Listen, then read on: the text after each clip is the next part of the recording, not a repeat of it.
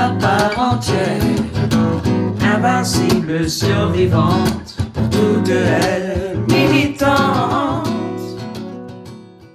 Déclaration de presse le 10 février 1994 prononcée par Margot Arsenault et enregistrée par Chantal Cholette. Madame la ministre, chers amis, membres de la presse, au nom de toutes les femmes engagées dans la lutte contre les agressions à caractère sexuel, j'aimerais souligner l'importance de cette journée. À nous toutes qui nous sommes sentis bafoués par le système, qui avons dû endurer notre mal en silence et avons fait taire notre identité culturelle, je veux dire que le système nous a enfin entendus. Pourquoi les militantes du Calax francophone d'Ottawa sont féministes? Le Calax est le premier arbre en Ontario français qui s'est joint à plusieurs autres Calax de la forêt canadienne pour offrir des services auprès des survivantes. Le féminisme du Calax se nourrit de la diversité des expériences des femmes. Nous reflétons une vision commune pour enrayer les agressions sexuelles faites aux filles et aux femmes. Le Calax s'enracine dans 14 principes féministes. Dans cette vidéo, les féministes nous illustrent 3 principes qui composent notre arbre: le leadership, la reddition de comptes et les outils de communication. Quand on travaille dans un centre d'aide et de lutte contre les agressions à caractère sexuel, on milite pour les droits des femmes. La prévention et la sensibilisation sont au cœur de nos revendications. Nous sommes confrontés en tant que femmes intervenantes militantes à des commentaires agressifs provenant de toutes les sphères de notre société. Chaque jour, on met nos énergies à se battre pour les droits des femmes, à revendiquer pour les services en français, à écrire des demandes de financement sans arrêt pour être en mesure d'offrir des services de qualité aux survivantes d'agressions sexuelles. Reddition de comptes. Ça implique que nous rendons des comptes aux femmes dans la poursuite de l'égalité et de l'inclusion. Afin de renforcer la confiance des femmes, la reddition de comptes et la transparence sont essentielles. Nous rendons des comptes par le biais de notre mise en pratique des principes féministes et par notre engagement envers le féminisme en tant que fondement de notre unité. Nous exigeons également une reddition de comptes aux différents systèmes qui influencent les structures et les institutions sociales inégalitaires dans la vie des femmes. Nous militons en questionnant la collectivité et nous encourageons la réflexion, toujours dans l'optique de l'atteinte de l'égalité et du respect des droits des femmes. On applique le principe féministe de la reddition de comptes parce qu'on veut voir des changements systémiques.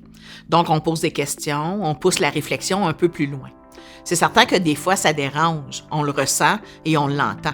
On s'est déjà fait demander d'arrêter de poser des questions, puis on s'est même déjà fait exclure d'un groupe parce qu'on avait demandé des comptes. Appliquer le principe féministe de la reddition de comptes, c'est pas toujours facile. Je me souviens, j'ai pleuré à quelques reprises quand je suis sortie de certaines rencontres qui ont été plus difficiles. C'est des rencontres au cours de laquelle on m'a tassée, on m'a opprimée comme femme, comme féministe et comme francophone. Mais le lendemain, j'étais de retour au poste parce que pour moi, si faire de la reddition de comptes, ça dérange, ça veut juste dire qu'elle a sa raison d'être. Je dois me battre pour faire reconnaître mes droits comme survivante. Non seulement on n'a pas écouté mon vécu, mais on m'a puni pour avoir parlé. Je n'ai eu aucun soutien quand j'ai porté plainte. Une chance que j'avais le calac pour me ramasser à petite cuillère. Les répercussions, les injustices que j'ai subies sont très graves sur ma vie. Impossible présentement pour moi de continuer mes études. Difficulté à trouver un emploi. Et pourtant, j'ai tellement investi de moi-même dans mes études. La plainte que j'ai faite m'a amenée à tout perdre. Non seulement j'ai vu des impacts de l'agression sexuelle, mais aussi du processus de plainte au niveau des injustices d'une grande institution. Je suis tellement pauvre que je dois demander de l'aide aux services communautaires. C'est enrageant, épuisant, dénigrant. Mais je suis forte et je sais que je vais me reconstruire. Mais ça ne sera pas grâce aux services de justice. On révise tous les dossiers de plainte des survivantes d'agressions sexuelles qui n'ont pas été retenus par le service de police d'Ottawa. C'est un filet de sécurité pour assurer que ces femmes aient un accès à la justice dont elles ont droit. Donc, on prend des notes, on examine s'il y a des mythes qui auraient influencé la façon dont l'enquêteur a conclu le dossier. Par exemple, si une femme a une fragilité au niveau de la santé mentale, est-ce que ça l'a influencé la décision de l'enquêteur? Et si une femme ne retourne pas l'appel d'un policier, est-ce que ça veut vraiment dire qu'elle ne veut pas poursuivre avec la plainte? La reddition de compte avec le service de police d'Ottawa est très important car ça permet aux femmes d'accéder à la justice. J'ai dû faire plusieurs plaintes à l'université, aussi à la police. Puis finalement, je n'ai pas eu le choix de me tourner vers le tribunal des droits de la personne.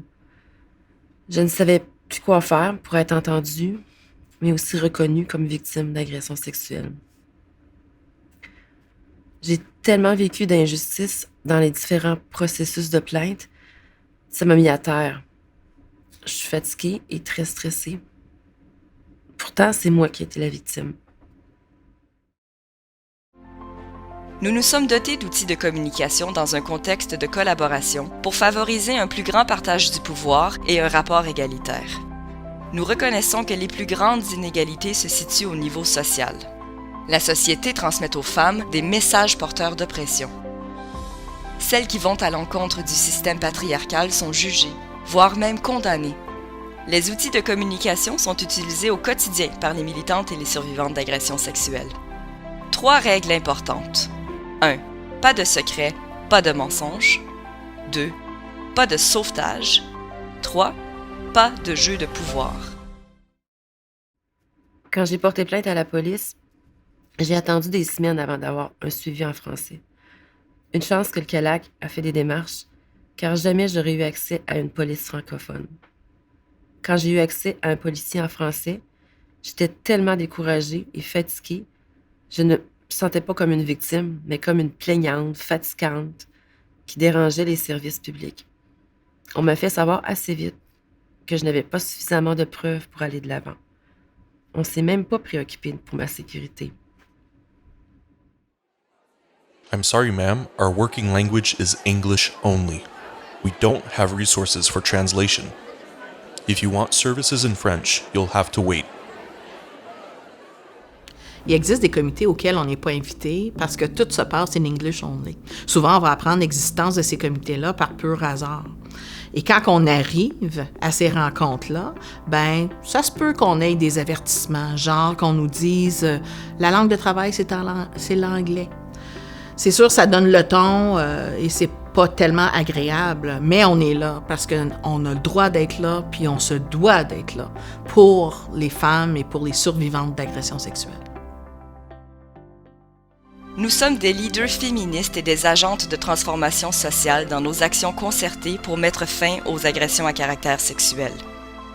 Le savoir et l'expérience de chaque femme sont reconnus et visibles. Collaboration, solidarité et visibilité. Nous sommes inspirés par le leadership des femmes et nous sommes une référence au sein de la collectivité. Un leadership féministe, c'est d'être capable de rallier une diversité de personnes puis de leur donner le goût de venir militer pour faire avancer un dossier. Puis pour ça, c'est important de bien connaître les femmes puis surtout reconnaître leur expérience personnelle puis professionnelle. Parce que des leaders féministes, il y en a partout. Il y en a qui militent à côté de survivantes, il y en a qui militent dans la sphère publique, dans leur vie personnelle, puis il y en a aussi qui militent de façon un peu moins visible, mais elles sont tout aussi importantes. Il faut du leadership puis du guts pour faire une action militante comme qu'on a fait en 2019. En 2019, on a logé des appels à toutes les 17 minutes dans les bureaux des ministres. Pourquoi aux 17 minutes? Parce qu'au Canada, une fille ou une femme est agressée sexuellement toutes les 17 minutes. Donc pendant une semaine, on a eu des survivantes, des féministes qui se sont joints à nous pour cette action-là. Ça, c'est du leadership féministe. C'est sûr qu'en bout de ligne, quand on la regarde à la fin de la semaine, ce que le gouvernement a fait en réponse, c'est très insatisfaisant. Mais pour nous, qu'est-ce qui est gagnant, c'est qu'on a donné une voix aux femmes, une voix aux survivantes d'agressions sexuelles. Toutes les 17 minutes. Je l'ai revu à la pharmacie du coin à un moment donné. Même après tout ce temps que je pensais vraiment l'avoir chassé de ma mémoire, je l'ai reconnu. J'ai frissonné, je suis sortie du magasin. Depuis cette agression, je ne suis pas à l'aise dans les stationnements souterrains. Au Canada, toutes les 17 minutes, une fille ou une femme est agressée sexuellement. Calax.ca. Un bon leadership, c'est aussi d'accepter de ne pas être parfaite puis de faire des actions spontanées. Parce que quand c'est spontané, là, ça vient du cœur, puis on passe le vrai message. Fait que nous, on l'a fait quelques années passées. On a décidé, suite au verdict de Ghomeshi, d'aller accrocher des brassières un peu partout. Pourquoi qu'on a voulu accrocher des brassières? Parce que habituellement, les féministes, dans le temps, ils brûlaient leurs brassières pour revendiquer leurs droits. Nous, on a dit, on va faire le contraire, on va les rendre visibles. Puis on est parti, puis on a accroché des brassières un peu partout dans la ville d'Ottawa et on a dérangé. Par et pour les femmes désigne notre mode de cogestion, autant dans la prise de décision que dans les responsabilités partagées. Notre organigramme est centré sur l'offre de nos services, l'appui individuel et de groupe, ainsi que la prévention, la sensibilisation et le militantisme. Nous revendiquons, écoutons et agissons pour déconstruire les mythes et reconnaissons les impacts des agressions sexuelles sur les survivantes. Nous croyons, encourageons et valorisons les témoignages des survivantes d'agressions sexuelles qui sont au cœur du CALAX. On poursuit notre rencontre du conseil d'administration avec le dossier des équités salariales des travailleuses du CALAX francophone d'Ottawa. Oh, c'est tout un dossier, ça. Ça fait 25 ans que le CALAX existe, puis depuis 25 ans, le gouvernement a augmenté notre financement de 13 %.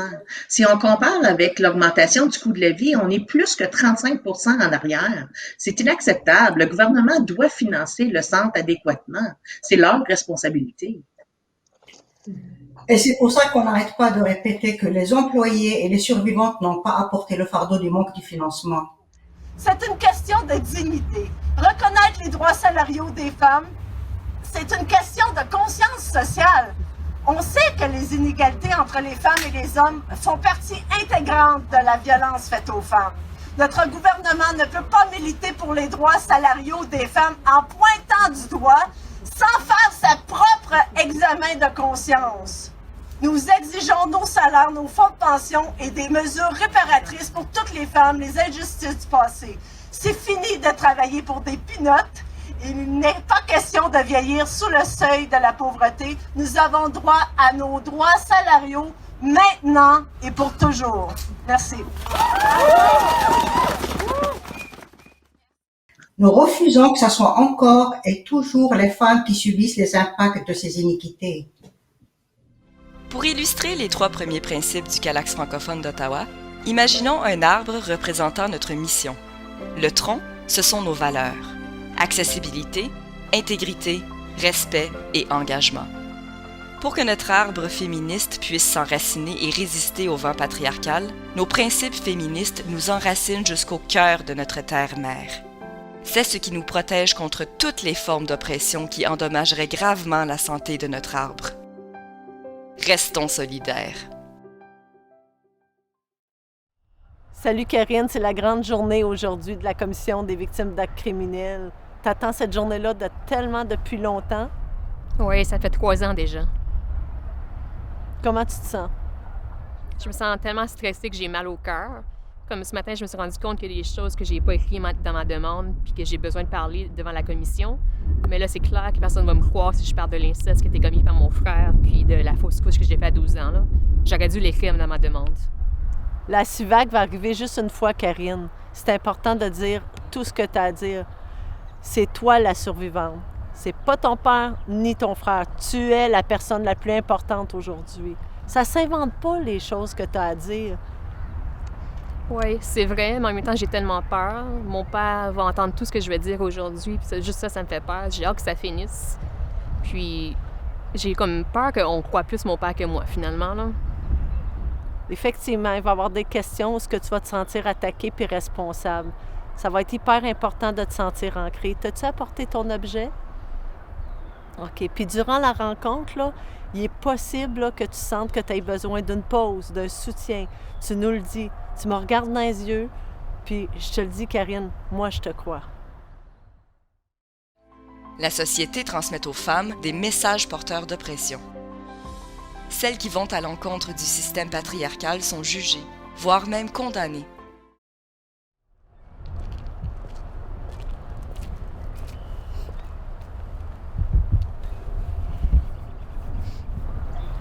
Comment tu t'es sentie avec la présence de ton père puis toutes les questions que les arbitres t'ont posées? Mais je trouvais que les arbitres ne croyaient pas vraiment ce que mon père disait. Là. Il était vraiment mal à l'aise, puis il refusait d'avouer qu'il avait donné le bain à moi puis ma sœur. Les arbitres n'en venaient pas qu'un père laisserait ses enfants, ses filles de 2 puis 3 ans tout seuls dans le bain. Là. Ça avait juste pas de bon sens ce qu'il disait. Là. On pouvait lire la réaction dans le visage des arbitres. Hey, 3 heures, est-ce que tu as trouvé ça long? J'ai pas trouvé ça long, je trouve que le temps s'est arrêté. Je suis juste déçue qu'il va falloir que j'y retourne dans 1 ou 2 mois. Je pensais que ça serait tout fini aujourd'hui, qu'on aurait fait l'affaire avec mon père et mon frère. Puis je me rends compte que la prochaine fois, ça va être encore plus difficile parce que mon frère sera pas là, il va pas entendre ce que j'ai à dire, puis j'aurais voulu qu'il entende ce que j'ai à dire. C'est important, Karine, que tu te prépares parce que la prochaine fois, l'agresseur sera pas présent, puis les arbitres vont te bombarder de questions. Il est possible que tu te sentes attaqué même. Fait qu'il va falloir mettre un filet de sécurité alentour de toi. Est-ce que tu veux qu'on fixe une autre rencontre?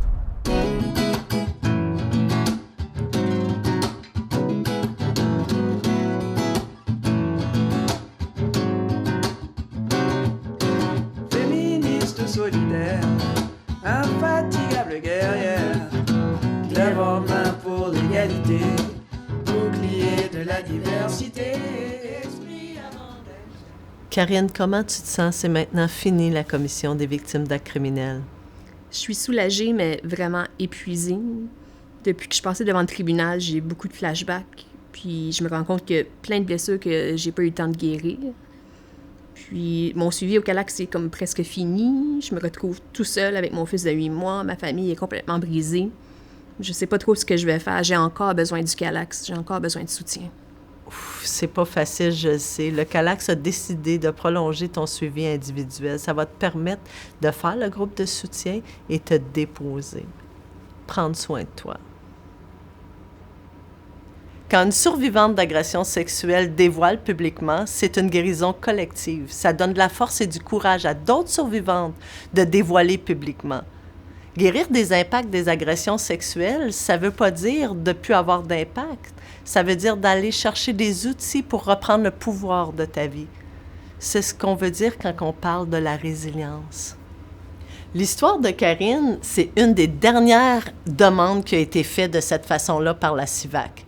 Maintenant, une victime d'agression sexuelle doit remplir des formulaires administratifs et la CIVAC va décider, dans les cas les plus urgents, de donner de l'aide de l'indemnisation ou pas.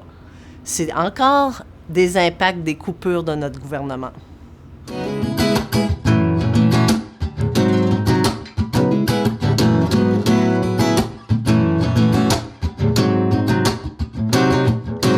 Féministe solidaire, infatigable guerrière, lève en main pour l'égalité, bouclier de la diversité, esprit avant d'être chair, être à part entière, invincible survivante, pour toutes elles militantes.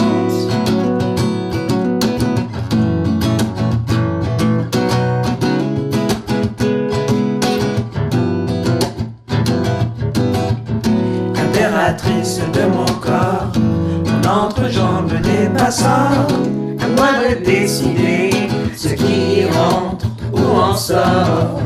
Impératrice de mon corps, mon entrejambe n'est pas sort, à moi de décider ce qui rentre ou en sort.